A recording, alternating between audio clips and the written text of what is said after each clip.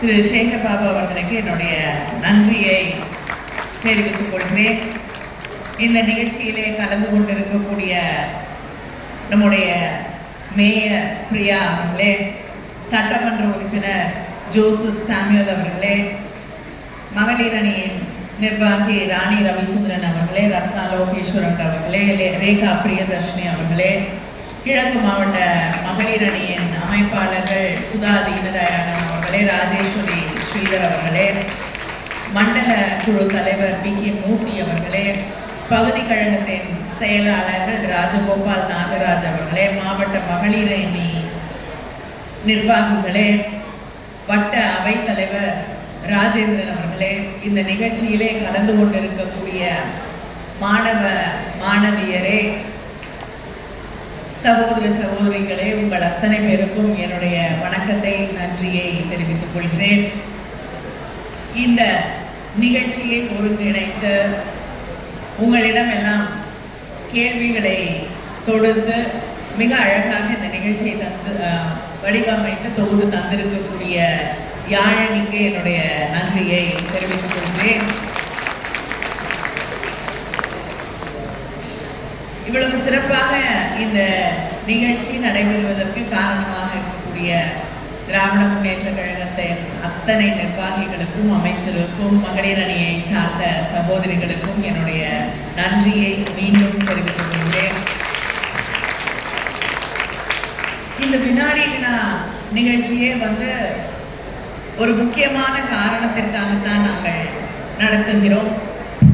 ஒரு கட்டுரை போட்டி என்றால் வீட்டில் நல்லா எழுதக்கூடியவங்க யாராவது இருந்தாங்கன்னா அவங்க கிட்ட கேட்டு என்ன எழுதுறதுன்னு கேட்டுட்டு எழுதிட முடியும். அதே போல மற்ற போட்டிகளிலும் வேற யாராவது அந்த போட்டிக்கான விஷயங்களை மட்டும் சொல்லி கொடுத்தா போதும். ஆனா ஒரு வினாடி வினா அப்படிங்கும் போது என்ன கேள்வி கேட்பாங்கன்னு தெரியாது. அதுக்காக நீங்க நிறைய விஷயங்களை படிச்சுட்டு வரணும், நிறைய விஷயங்களை தெரிந்து கொள்ள வேண்டும். நாம் ஏன் தெரிந்து கொள்ள வேண்டும் அப்படின்னா, நான் இன்னைக்கு எல்லாரும் ஸ்கூலுக்கு போறோம், எல்லாருக்கும் படிக்கக்கூடிய வாய்ப்பு இருக்கு, எல்லாரும் நிச்சயமா கல்லூரியில போய் படிப்பீங்க. நம்மளுடைய தமிழ்நாடு அரசு, நம்முடைய முதலமைச்சர் அவர்கள் கல்லூரிக்கு போய் படிக்கணும்னு கனவு காணக்கூடிய பெண்களுக்கும் இளைஞர்களுக்கும் நிறைய திட்டங்களை அறிவித்திருக்கிறார்கள். ஆனா இந்த இடத்திற்கு நாம் வருவதற்கு என்னென்ன தியாகங்களை செய்திருக்கிறோம், அதுக்காக யாரெல்லாம் உழைச்சிருக்காங்க, நம்முடைய வரலாறு என்ன அப்படின்னு தெரிஞ்சாதான் நம்மளுடைய எதிர்காலத்துல நம்மளுடைய உரிமைகளை நாம் பாதுகாக்க முடியும்.